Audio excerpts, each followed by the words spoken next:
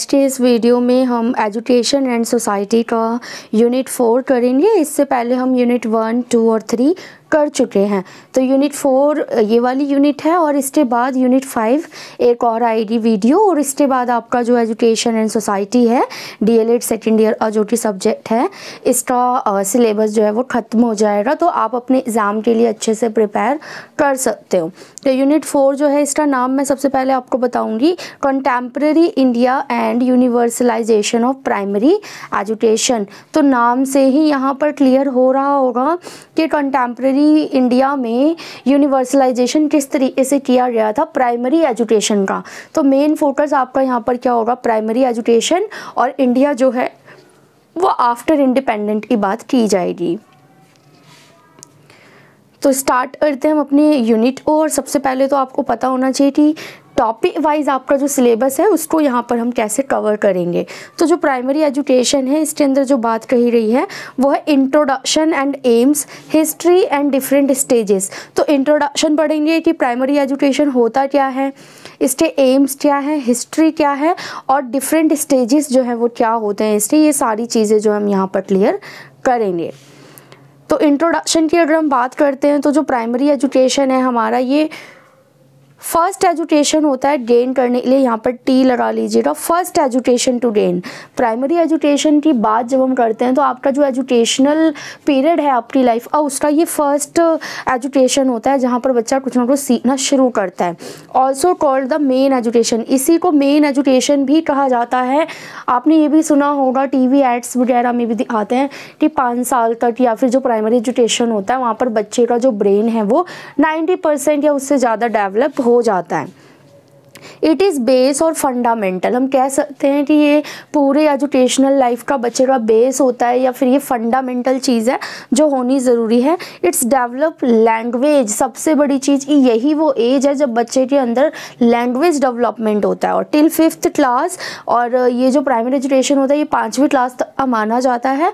और अगर हम एज की बात करें तो बच्चे के टीनेज से पहले, यानी कि 5 to 12 के बीच की जो एज होती है वो आपका प्राइमरी एजुकेशन के अंदर आता है।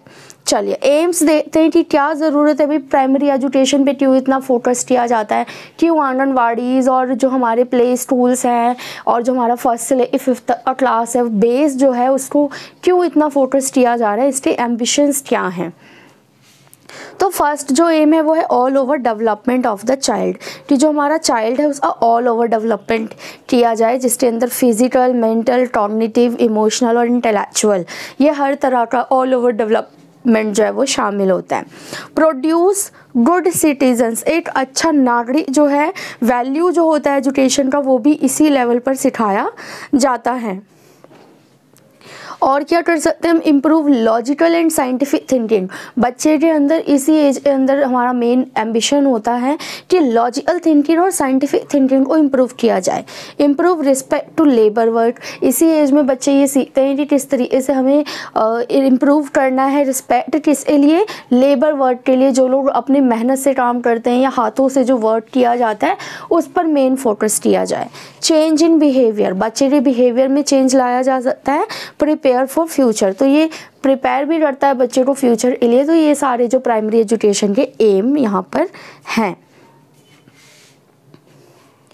चलिए नेक्स्ट जो हमारा टॉपिक है वह है qualitative and quantitative aspect of primary education in reference to RTE 2009। तो यहाँ पर हम क्वालिटेटिव और क्वांटिटेटिव दोनों एस्पेक्ट देखेंगे एक साथ, जो कि RTE 2009 के अनुसार होना चाहिए प्राइमरी एजुकेशन के लिए। ठीक है, क्वालिटेटिव का मतलब होगा जो क्वालिटी बेस है यहाँ पर बातें की जाएंगी वो, और क्वान्टिटेटिव में जो आपके नंबर्स होंगे, न्यूमेरिकल जो वैल्यूज़ होगी उसकी बात भी यहाँ पर की जाएगी। तो यहाँ पर मिक्स्ड रहेगा सब कुछ, आपको खुद देखना पड़ेगा कि क्वालिटेटिव कौन सा है और क्वांटिटेटिव कौन सा है। इसको अलग करना कोई बड़ी बात नहीं है, एग्ज़ाम में क्वेश्चन जो है वो मिक्सअप करके ही आएगा। तो प्राइमरी एजुकेशन जो होता है, अंडर 1 किलोमीटर एरिया एक प्राइमरी स्कूल होना ज़रूरी है, एंड जो सेकेंडरी स्कूल है वो 3 किलोमीटर के भीतर जो है वो होना चाहिए, ये आपको पता होना चाहिए। तो ये क्वान्टिटेटिव डाटा है तरीके से। आगे हम बात करेंगे नो इंटरव्यू क्या लिखा हुआ है, no interview of parents during admission. तो जो प्राइमरी एजुकेशन में बच्चे का एडमिशन ले रहे हैं, ये RTE 2009 को रेफरेंस में लेकर बातें बता रही हूँ मैं, इस चीज़ को आप ध्यान रखेंगे क्योंकि आपके सिलेबस में ही ये मेंशन किया गया है। तो किसी भी पेरेंट्स का जो है एडमिशन के लिए कोई इंटरव्यू नहीं होगा कि अगर पेरेंट्स इंटरव्यू अच्छे से नहीं दे पा रहे तो बच्चे का एडमिशन ना हो। ऐसा कई प्राइवेट स्कूल्स में होता है, तो इसको बिल्कुल ही हटा दिया गया है। No donation for admission, admission के लिए कोई डोनेशन नहीं लिया जाएगा। स्पेशल अरेंजमेंट होगा स्पेशल नीड वाले स्टूडेंट्स के लिए। Admission will success without any documentation problem. अगर कोई भी डॉक्यूमेंट्स की प्रॉब्लम हो रही है तो उसकी वजह से एडमिशन को नहीं रोका जाएगा। टीचर स्टूडेंट रेशियो 1:30 का होगा। मैं प्राइमरी की बात कर रही हूँ, यहाँ पर आप ध्यान रखेंगे। No private tuitions allowed. यहाँ पर 1 स्पेशल ऑफिस फॉर प्रिंसिपल का होना चाहिए। ये क्वालिटेटिव हो गया क्योंकि नंबर्स की बात कर रहा है। 1 स्पेशल ऑफिस हो गया। चलो, नो मेंटल और physical punishment allow. 25% seat reserve होनी चाहिए प्राइवेट स्कूल में भी, जो कि गरीबी रेखा से बच्चे नीचे होते हैं उनके लिए। Pre education for below 6 year children continues evaluation. और जो प्री स्कूल है ना आपका प्राइमरी से भी नीचे वाला, उसका भी जो इवैल्यूएशन है वो कंटिन्यू किया जाएगा। तो ये सारा आपका जो है क्वालिटेटिव और क्वांटिटेटिव एस्पेक्ट था RTE 2009 के रेफरेंस में। नेक्स्ट जो टॉपिक है आपका, इसमें प्रॉब्लम कॉजेज एंड रेमेडीज़ कि प्रॉब्लम क्या आ रही है यहाँ पे प्राइमरी एजुकेशन में और इसके कारण क्या है और रेमेडीज़ मतलब उपाय क्या हैं। तो इस तरीके के क्वेश्चन ना एग्ज़ाम में बहुत आते हैं, तो इन पॉइंट्स को आप ध्यान से देखिएगा और समझिएगा। सबसे पहला जो प्रॉब्लम है वो है नॉन एनरोलमेंट, मतलब कि बच्चे एनरोल ही नहीं कर रहे, एडमिशन ही नहीं ले रहे हैं। तो कॉजेज़ क्या हो सकते हैं, इसके कारण क्या हो सकते हैं। पहला तो अनएजुकेटेड पेरेंट्स, कि पेरेंट्स ही एजुकेटेड नहीं है, वो नहीं समझ रहे हैं कि एजुकेशन की इंपॉर्टेंस क्या होती है लाइफ में।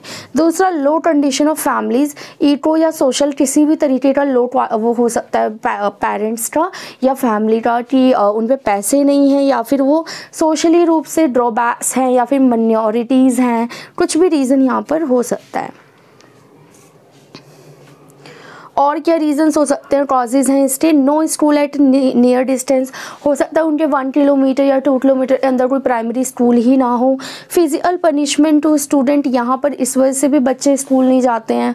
और डोनेशन फॉर एडमिशन, हो सकता है कि एडमिशन के लिए डोनेशन लिया जा रहा हो जिस वजह से भी बच्चा इनरोल नहीं कर पाता। तो रेमेडीज़ क्या होगी, देखिए किसी भी चीज़ की रेमेडीज़ जो है ना वो उसके रीजंस का उल्टा होता है, ये आप अपने दिमाग में हमेशा रखेंगे। तो रेमेडीज़ में more establishment of school at near distance. तो जो हमारा ये प्रॉब्लम था ना कि पास में स्कूल नहीं है, इसी को उल्टा कर दो कि ज़्यादा से ज़्यादा स्कूल जो है वो पास होने चाहिए बच्चों के। और प्रॉपर केयरिंग होनी चाहिए, फिजिकल पनिशमेंट पे बैन लगाया जाना चाहिए। और एडमिशन का जो प्रोसेस है वो बहुत ज़्यादा ईजी होना चाहिए ताकि ज़्यादा से ज़्यादा बच्चे स्कूल में एनरोल कर सकें। अगला जो आपका प्रॉब्लम है वो है स्कूल ड्रॉप आउट, मतलब एडमिशन लेने के बावजूद भी बच्चा स्कूल को ड्रॉप आउट कर देता है या बीच में ही छोड़ देता है। तो कॉजेज़ क्या है, रीज़न क्या है। फैसिलिटीज़ ऑफ स्कूल, हो सकता है स्कूल की फैसिलिटीज़ अच्छी ना हो, ऐसी ना हो कि बच्चा वहाँ सर्वाइव कर सके। स्कूल का एनवायरनमेंट अच्छा ना हो। पॉवर्टी, निर्धनता की वजह से भी, फैमिली का बर्डन आने से भी बच्चे स्कूल ड्रॉप आउट करते हैं।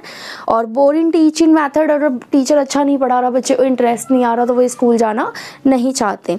और नो अवेयरनेस भी, यहाँ पर पेरेंट्स या फिर जो टीचर है वो अवेयर ही नहीं होते इस चीज़ के लिए कि हमारा बच्चा स्कूल आ रहा है, जा रहा है, या फिर अटेंडेंस जो है उसकी किस तरीके की है। तो ये सारे तो कॉजेज़ हो गए। अब इस प्रॉब्लम का रेमेडी क्या है।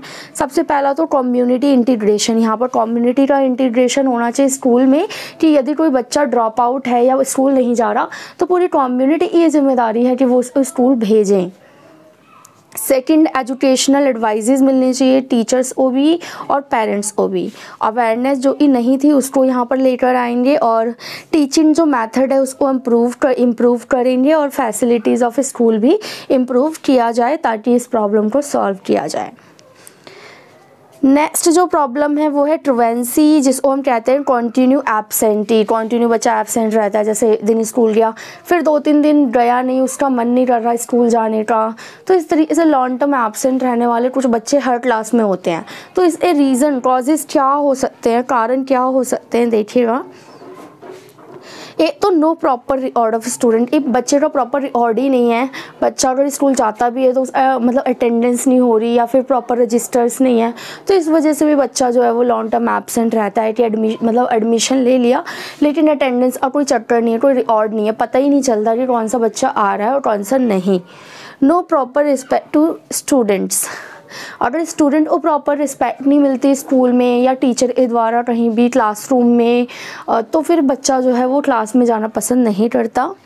Less connectivity with parents, boring school environment भी हो सकता है और अननेसेसरी पनिशमेंट की वजह से भी बच्चा लॉन्ग टर्म एब्सेंट रहता है। बात करेंगे रेमेडीज़ की, तो use new technology in teaching, और क्या करना चाहिए, scheduled PTM parents teacher meeting जो है वो टाइम टू टाइम होते रहने चाहिए। प्रॉपर रिस्पेक्ट जो है स्टूडेंट को मिलनी चाहिए और प्रॉपर रिकॉर्ड भी मेंटेन होना चाहिए। तो ये सारे जो है इसकी रेमेडीज़ हो जाएंगी। अब जो नेक्स्ट जो प्रॉब्लम है वो है आपकी कॉर्पोरल पनिशमेंट। तो यहाँ पर क्या रीज़न हो सकते हैं कि बच्चों को पनिशमेंट देना ही पड़ता है, मतलब एकदम हद ही हो जाती है तो टीचर पनिश करता ही है बच्चों को। रीज़न हो सकते हैं चाइल्ड अ बिहेवियर, यानी कि मिसबिहेवियर जो वो करता है स्टूडेंट्स के साथ या फिर टीचर के साथ। Lack of skill to handle, अगर टीचर हैंडल नहीं कर पाता, स्किल नहीं है हैंडल करने, अगर दो बच्चे लड़ रहे हैं आपस में तो उसको कैसे हैंडल करना है, तो ऐसे में फिर पनिशमेंट देनी पड़ जाती है। Teachers stress, may be teacher he stress में हो तो वो क्या करता है कि बच्चा अगर थोड़ी भी गलती करे तो वो उसको नहीं सह पाता या फिर खुद को कंट्रोल नहीं कर पाता। पुअर क्लासरूम मैनेजमेंट और फैमिली एनवायरनमेंट की वजह से भी बच्चों को कई बार कॉर्पोरल पनिशमेंट सहना पड़ता है। इनकी रेमेडीज़ क्या होगी, इम्प्रूव टीचर्स ट्रेनिंग। सबसे पहले क्योंकि टीचर इसका मेन रीज़न है, तो इम्प्रूव टीचर ट्रेनिंग की टीचर जो है वो खुद पेशेंस रख सके और हैंडल कर सके क्लासरूम को। नॉन वायलेंस पर्सनालिटी डेवलपमेंट होना चाहिए, मोरल एजुकेशन होना चाहिए और डिसिप्लिन बहुत ज़रूरी है, जिसकी वजह से क्लास में जो है ऐसा कोई भी मिसबिहेव वाला माहौल ना रहे। चलिए अगली जो प्रॉब्लम है वो है आपकी एजुकेशन ऑफ गर्ल चाइल्ड की, जो कि बहुत बड़ी प्रॉब्लम है खास करके इंडिया की। अगर हम बात करें तो यहाँ पर लेट ऑफ आपको गर्ल चाइल्ड एजुकेशन मिलेगा। कॉजेज क्या है, स्टीरियोटाइप थॉट, लोगों की पुरानी सोच की लड़कियाँ पढ़कर क्या करेंगी, ऐसी जो सोच है स्टीरियोटाइप थॉट वाले लोग हैं, तो इस वजह से भी पीछे रह जाती हैं लड़कियाँ। चाइल्ड मैरिज, बचपन में ही शादी कर दी जाती है या फिर कम उम्र में शादी कर दी जाती है, जैसे कि वो हायर स्टडीज़ कंप्लीट नहीं कर पाती। लेक ऑफ सोशल सिक्योरिटी, सामाजिक जो सिक्योरिटी की प्रॉब्लम तो पेरेंट्स को रहती है बेटियों को लेकर। और एजुकेशन एंड अवेयरनेस पेरेंट्स का जो है वो कम रहता है। तो इसकी रेमेडीज़ क्या हो सकती है, फ्री गर्ल चाइल्ड एजुकेशन, ज़्यादा से ज़्यादा जो है गर्ल्स के एजुकेशन को फ्री करके प्रमोट किया जाए। गर्ल चाइल्ड टीचर ट्रेनिंग होनी चाहिए कि गर्ल्स को किस तरीके से मैनेज किया जाए, उनको कैसे पढ़ाया जाए। इम्प्रूव फैसिलिटी एंड मैनेजमेंट, तो इन सबको इम्प्रूव करने से कहीं ना कहीं हम जो गर्ल चाइल्ड एजुकेशन है उसको प्रमोट कर पाएंगे। नेक्स्ट जो प्रॉब्लम है वो है आपकी वेस्टेज एंड स्टैग्नेशन। तो इसमें क्या होता है कि बच्चे ने एडमिशन भी ले लिया और फिर स्कूल आ भी रहा है और नहीं भी आ रहा है, या बीच में स्कूल को छोड़ दिया, अपना कोर्स जो है उसको कंप्लीट ही नहीं किया, तो कहीं ना कहीं उसने क्या किया, वेस्टेज किया या फिर स्टैग्नेशन किया अपने करिकुलम का, अपनी यूनिफॉर्म, अपनी किताबें, अपना टाइम जितना भी उसने लगाया था उस पर्टिकुलर क्लास को करने के लिए। अब जब वो दोबारा एडमिशन लेगा तो उसको वही क्लास दोबारा से रिपीट करनी होगी, तो जितने भी मंथ या डेज उसने उस क्लास में पढ़ा वो सारा तो उसका वेस्ट हो गया। तो ये भी प्रॉब्लम है। इसके कॉजेज़ क्या होता है, फॉल्टी करिकुलम ही अच्छा ना हो, उसमें फॉल्ट हो तो ये वेस्टेज में जाएगा। उसके बाद अनअवेयर गार्जियंस जो हैं वो अवेयर नहीं होते हैं, फाइनेंशियल प्रॉब्लम की वजह से बीच में स्कूल छोड़ना पड़ जाता है। लैक ऑफ मैनेजमेंट भी जो है इसका एक बड़ा रीज़न है। तो रेमेडीज़ को क्या करेंगे, इसका ठीक उल्टा कर देंगे, करिकुलम को इम्प्रूव करेंगे, पेरेंट्स को अवेयर करेंगे, मैनेजमेंट को इम्प्रूव और एजुकेशन का जो स्ट्रक्चर है उसको भी इम्प्रूव या फिर बेटर करने की कोशिश की जाएगी। चलिए अब जो नेक्स्ट हमारा टॉपिक है, आप इस सिलेबस के अकॉर्डिंगली हम चल रहे हैं, वो है टेक्निक फॉर इनएसेसिबल रीच। इसका मतलब सीधी सी बात है कि जो एजुकेशन है वहाँ तक हर एक बच्चे की, चाहे वो हायर स्टडीज़ हो या फिर लोअर स्टडीज़ हो, वहाँ तक पहुँच किस तरीके से बढ़ाई जाए कि हर एक व्यक्ति खुद वो एजुकेशन से जोड़ पाए। तो इसके लिए बहुत सारे मेथड, बहुत सारी चीज़ें यहाँ पर अवेलेबल हैं। सबसे पहले ऑल्टरनेटिव स्कूल्स की बात करेंगे, जो कि आपने सुना भी होगा, NIOS का नाम सुना होगा, जो कि ओपन स्कूल हैं। अगर कुछ बच्चे स्कूल नहीं जाके पढ़ पा रहे हैं या फिर किसी क्लास में फेल हो जाते हैं तो वो किस तरीके से NIOS से अपना एजुकेशन जो है वो कंप्लीट कर लेते हैं, या आपने खुद भी अपने आसपास देखा होगा। फिर सेकंड जो है ब्रिज करिकुलम, जो इस शॉर्ट टर्म कोर्सेज होते हैं जिसको करके बच्चा कोई ना कोई स्किल डेवलप कर सकता है अपने अंदर और जॉब या फिर एक अच्छा सिटीजन बन सकता है।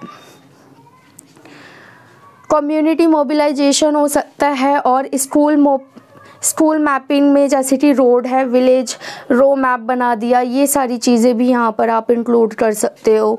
और मल्टी लेवल प्लानिंग्स हो सकती है। Increase number of educational institutes, तो ज़्यादा से ज़्यादा एजुकेशनल इंस्टीट्यूट्स को अगर हम बढ़ाएंगे नंबर्स, तो कहीं ना कहीं बच्चे और लोग भी जो है एजुकेशन से खुद को जोड़ पाएंगे। अगला जो टॉपिक है हमारा वो है programmes and scheme for the universalisation of primary education. तो सीधी सी बात है, यहाँ पे सीधा डायरेक्ट पूछ रहा है कि कौन से ऐसे प्रोग्राम या फिर स्कीम्स जो है वो गवर्नमेंट के द्वारा लाई गई है ताकि जो प्राइमरी एजुकेशन है उसका यूनिवर्सलाइजेशन किया जा सके। यूनिवर्सलाइजेशन का मतलब होता है हर एक उस बच्चे को जो प्राइमरी एजुकेशन में होना चाहिए उसको लेके आना प्राइमरी एजुकेशन में, ठीक है। और ये पूरे इंडिया को लेकर बात हो रही है, ना कि किसी स्टेट को लेकर। तो यहाँ पे कुछ स्कीम्स ऐसी होंगी जिनके नाम आपने सुने भी होंगे और ना सुने हो तो आज आप सुन लेंगे। ये काफ़ी इंपॉर्टेंट टॉपिक है, पेपर में आने के पूरे चांसेस हैं। तो पहला है नेशनल साक्षरता मिशन, जो कि 5 मई 1988 को आया था। Second women Samakhya mission 1989। आप पक्का इसमें से 4-5 स्कीम्स जो है वो रट लेना बिल्कुल ही, क्योंकि आपको पेपर में लिखना पड़ेगा और लिखने के ही नंबर है। चाहो तो इसकी एक्सप्लेनेशन आप खुद बनाकर भी कर सकते हो, क्योंकि पॉइंट ही इतने क्लियर हैं कि इसकी एक्सप्लेनेशन अलग से पढ़ने की कोई ज़रूरत नहीं है।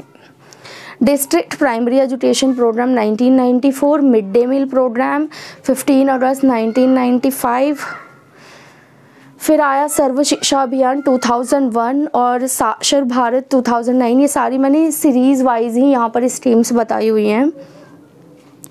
फिर आपका राइट टू एजुकेशन 2009, जो कि बिल्कुल ही लेटेस्ट और रिसेंट है, जिसको हम फॉलो भी कर रहे हैं। और इम्प्लीमेंटेशन फ्रॉम 1 अप्रैल टू 2010। ध्यान रखेंगे कि जो RTE 2009 है वो आया तो 2009 में था, लेकिन इम्प्लीमेंट कब से हुआ? 1 अप्रैल 2010 से।